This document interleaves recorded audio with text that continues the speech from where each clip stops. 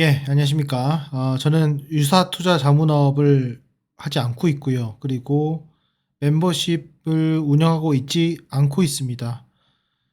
그럼에도 불구하고 어, 이 HLB에 대해서 조금 다른 채널들보다 부정적으로 얘기를 합니다.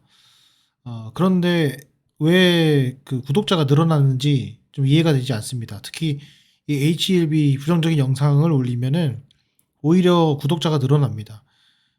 겉으로 봤을 때는 저를 상당히 싫어하고 미워하셨는데, 그래도 지금은 조금 더 중립적으로 생각을 해보고 객관적으로 생각해 보시는 HLB 구독자분들, 또 이런 이 영상을 시청하시는 분들이 많이 계시는 것 같습니다. 그래서 더더욱더 조금 더 객관적인 내용들을 이야기를 해보려고 합니다.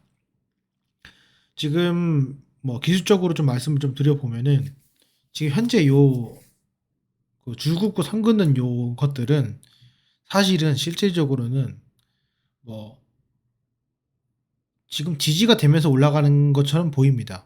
그런데 문제는 최근에 이제 정관이 변경되면서 신주 인수권 부사채와 전환사채 발행이 급증할 수 있게 되는 요건을 한도를 늘려놨죠.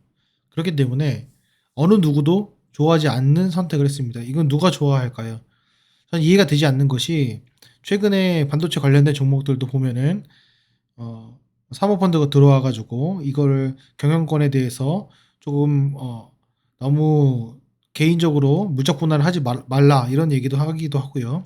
DBI텍 같은 경우에는 여기는 그런 상황이 없어요. 대주주 지분이 얼마 되지도 않는데, 보시면은 여러분 다들 아시겠지만은 대주주 지분이 얼마 되지도 않아요. 쥐꼬리만큼 됩니다. 9.7 9%입니다. 그죠? 다 해봐야 7%. 뭐 이거 다 해봤자 뭐 9.7%예요. 20%도 안 되는 대주주 지분을 이 소액주주분들이 똘똘 뭉치지 못하고 그냥 정가는 늘려버렸습니다. 그래서 사채가 계속 나옵니다. 어느 주주가, 그리고 어느 세력이 사면은 주식수 늘려놓고, 사면은 주식수를 늘려놓고,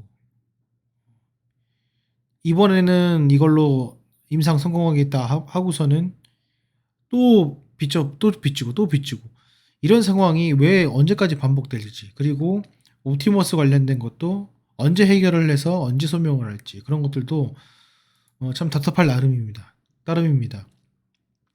HLB 이 영상을 보시면은 여기서 뭐 기술적으로 해서 여기 올라간다 떨어진다 보다는, 문제는 떨어졌을 때 더 사고 싶은 종목이어야 되는데 떨어지면 불안한 종목이라는 거예요. 그게 2년 전에 강성 주주든 신규 주주든 간에 마찬가지라는 겁니다. 그거는 어떻게 보면 부정하지 못할 것 같아요. 최근에 반도체 종목들도 저점 매수를 하다 보니 어느새 수익권으로 접어드는 것들을 우리 눈으로 볼 수가 있습니다. HLB도 마찬가지입니다. 그래야 되는데 더 사고 싶은데 이름의 회사가 계속해서 무상증자라고 엉뚱한 걸 하질 않나.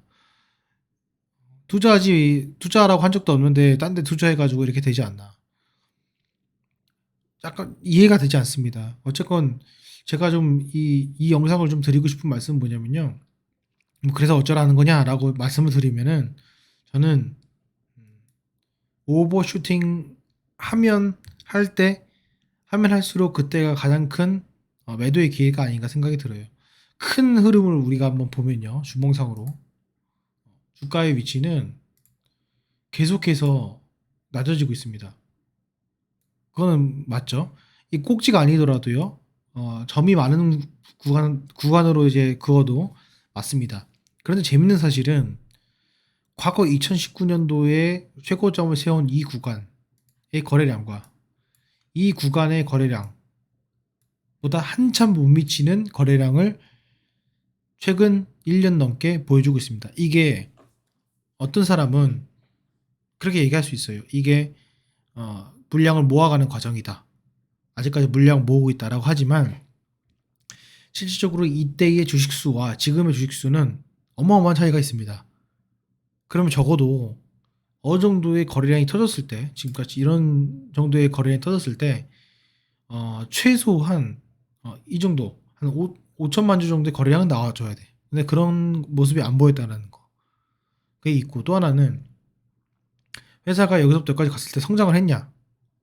성장을 하지 않았죠. 질적인 성장을 하지 못했습니다. 그렇기 때문에 계속해서 공매도를 칠 수밖에 없는 것이고 그 공매도가 쇼커버링 나오지 못하도록 지속해서 계속 공매도를 칠 수밖에 없다는 겁니다. 이런 지금 상황이 있어요. 첫 번째는 가장 제가 우려스러운 건 거래량이 왜 이렇게 줄었을까?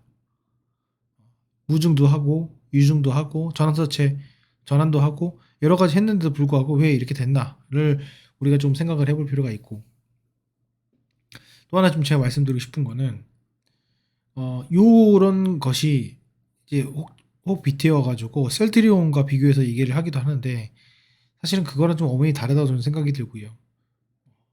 또 하나 좀 말씀 더 드려보면은 지금 지금 보시면은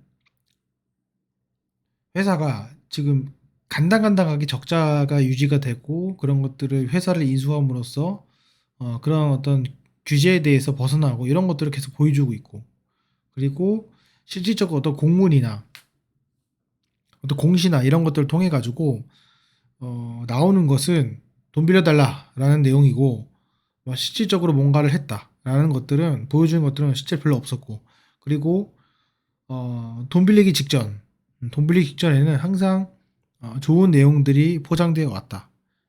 이거는 기존의 주주분들이 잘 아실 겁니다. 제가 드리고 싶은 말씀은 혹여나 이 종목이 이 트렌드의 흐름을 벗어났으면 저도 좋겠습니다. 그래야 여러분도 돈 버니까. 근데 그게 아니라 슈팅이 가면 갈수록 저는 개인적으로 정리를 조금씩은 1%든 2%든 정리를 해 가면서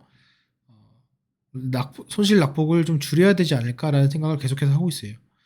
이 이후에 정관이 변경되고 괜히 변경되겠습니까? 첫 번째는 대규모로 뭐 돈을 빌릴 수가 있고 두 번째는 지속해서 그 횟수가 좀 더 잦아질 수도 있다라는 의미인데 그게 어떻게 진행될지는 앞으로 또 지켜보도록 하겠습니다. 어쨌건 간에 저는 이 HB 영상을 HB를 싫어하는 것이 아닙니다. 저는 아시다시피 이제 라이브에서 오셔서 듣다 보시면은 이런 기업들 정말 싫어합니다. 싫어하면 싫어하면 되지 왜 영상 올리냐 주가 떨어지게 아시다시피 저만 이렇게 그렇고요. 수많은 채널들이 이 HLB를 찬양을 합니다. 그럼에도 불구하고 안 올랐다면 제가 떨어진다고 하더라도 안 떨어지겠죠. 그러니까는 그런 거에 너무 연연하지 마시고 조금 더 객관적으로 살펴보신다면 여러분들 자산을 지키는데 조금 이나마 도움이 되지 않을까 생각이 듭니다.